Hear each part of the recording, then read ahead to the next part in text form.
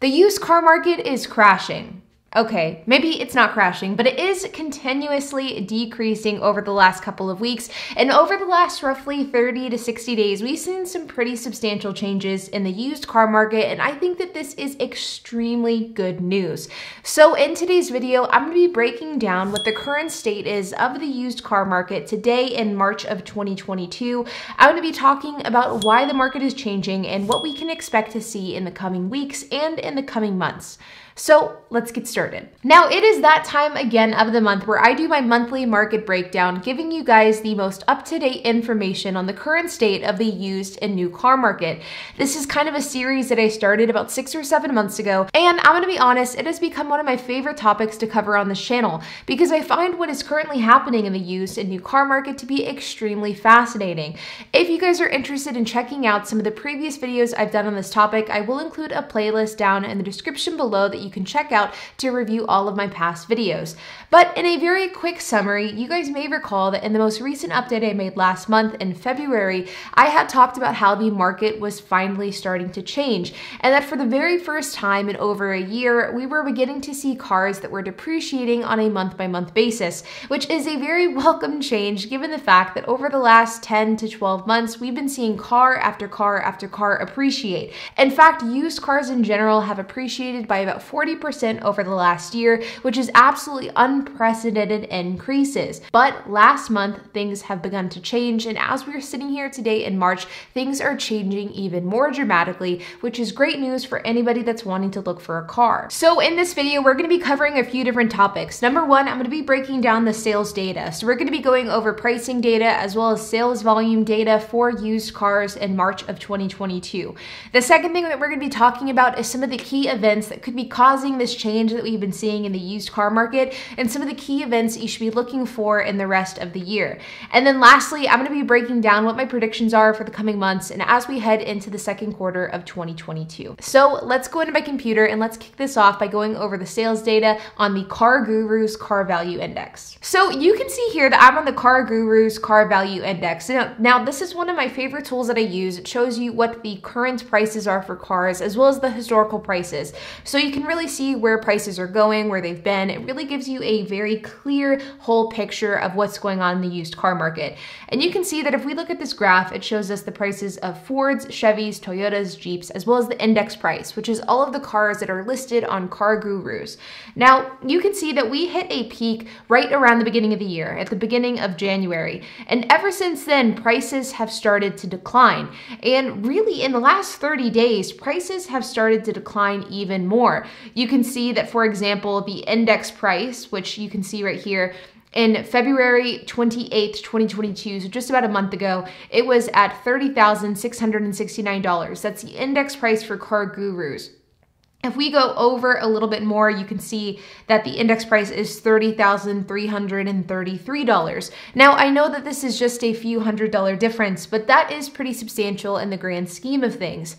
But of course, as you guys know, if you've seen these market breakdowns in the past, this graph is just one piece of the picture. Because if we scroll down, you can see a chart showing the different prices, and you can see how these cars have been appreciated and depreciating over the last 30, 90, and year-to-date period of times. And this is where things get really, really interesting. If we scroll down here, you can see that for the very first time, we not only have a couple of different cars that are depreciating, the majority of cars have depreciated in the last 30 days. You can see right here that there is a vehicle breakdown by body style, and it goes through crossover, pickup, SUV, etc. And you can see that the crossover has depreciated 0.56%, the pickup truck 0.23%, an SUV 0.4%, a coupe 0.1%, a sedan 0.17%, and a minivan just about 0.25%. And this is really the most cars I've seen depreciate from a body style standpoint in the last year. Now, again, I know that 0.5% is just 0.5%. It's just a drop in the bucket, but this is a big turning point. And I think that this really is showing that the car market is changing. Then if we scroll down even further, you can see a breakdown by make. And this is again where things continue to get interesting. You can see that Alfa Romeos have depreciated, BMWs have depreciated, Cadillacs, Chevys, Dodge, Ford, GMC, Hummer, Infiniti, Jeep, Lamborghini, Land Rover, Lexus has depreciated a whopping 13% in the last 30 days. Now, I have no idea why Lexus has depreciated this significantly in the last 30 days. I am going to do research on this topic to see about making a video about this in more depth, because I was absolutely shocked whenever I saw that Lexus specifically has depreciated this much in the last 30 days. It is the single greatest depreciation I've seen of any single car in any single period over the last year. Absolutely massive to see Lexus depreciating so substantially. We continue down. Maserati has depreciated, Mercedes-Benz, Mini, Nissan, Ram, Saturn, Subaru, Toyota, Volkswagen, and the Wagoneer has depreciated 11.8%, a fairly substantial depreciation rate there as well. This is absolutely huge because, like I've mentioned throughout these videos in the past, we've been seeing month after month after month cars appreciating over and over and over again. And last month, I talked about how it was substantial that we had 3 or 4 different cars depreciating. At the time, it was Tesla, Wagoneer, and a couple of other mix and models. But to sit here today and see that the majority of cars are now starting to depreciate, this is a huge sign, and I think that it is definitely foreshadowing what is going to happen in the coming months, which is going to be more and more cars depreciating at a more and more substantial rate.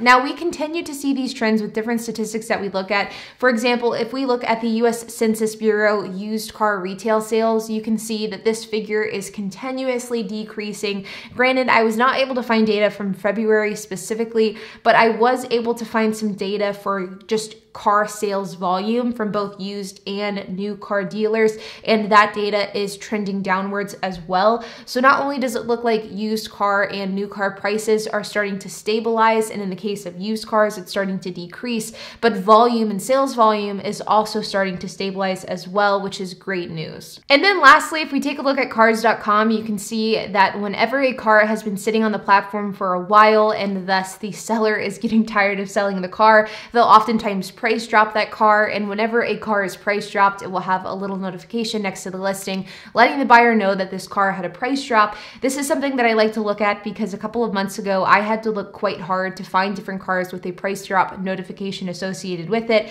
and whenever I did find a car with a price drop, oftentimes it was because the car was priced at just an absolutely absurdly high price. But nowadays, as we sit here today in March, price drops are becoming more and more common, and they're becoming more frequently used on kind of more realistically priced cars. For example, this 2021 Ram 1500 with 25,000 miles, $51,000. $51,000. It has a $1,300 price drop. This 2019 Subaru Crosstrek has a $1,000 price drop. This 2019 Lexus, another price drop.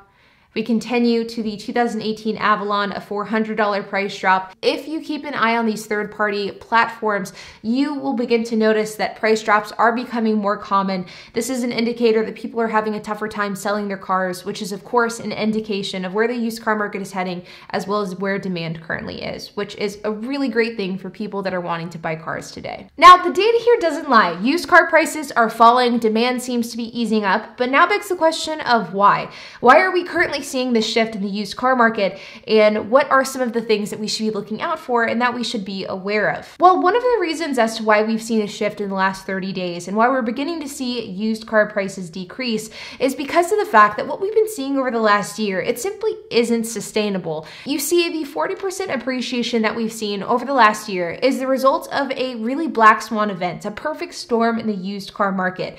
Demand was increased, supply was decreased, and this caused prices to just absolutely skyrocket.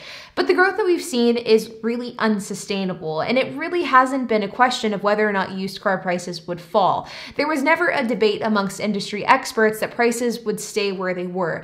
It was always known that prices would fall. It was just a matter of when. Another reason as to why we're beginning to see car prices decrease, and why we'll probably continue to see car prices decrease throughout 2022, is because of the chip shortage. Now, you guys probably remember that there has been an incredibly massive chip chip shortage around the entire world. For those of you who don't know, a semiconductor chip is a piece of technology that is needed in every single vehicle that drives on the road. In fact, we use semiconductor chips in most things that we use in our day-to-day life, from our phone to our computer to our cars. Well, semiconductor chips are incredibly important in the production of vehicles. And over the last couple of years, throughout the pandemic and a bit afterwards, semiconductor chip production has really been bottlenecked. And as a result, it was also causing bottlenecking issues with the car manufacturing process. So as a result, cars were not able to be produced, and thus they were not able to be sold. Well, according to some experts, one of which was Goldman Sachs, the chip shortage is beginning to ease up, and chip manufacturers are expected to return to normal chip production by 2022, within the next couple of months actually. And this will of course help car manufacturers manufacture cars more quickly, which will in turn affect the supply and demand issue that we're experiencing, which will then lower prices even more. But to be honest, it's not just the ramping up of chip production that is helping the used and new car industry. It's also the fact that vehicle manufacturers have gotten a bit creative with the ways that they're dealing with the chip shortage. For example, many vehicle manufacturers out there are simply taking away vehicle features. This is what they are doing in direct response to the chip shortage. So rather than halting production of some cars or keeping cars from being sold because of the fact that they're not able to complete production, they are simply taking away the features that are creating these bottlenecking issues caused by the chip shortage.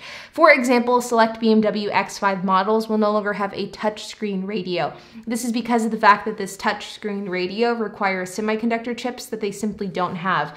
Another example is GM and their new Cadillac. It was supposed to have an autopilot feature, but this autopilot feature is being put on hold because of the chip shortage.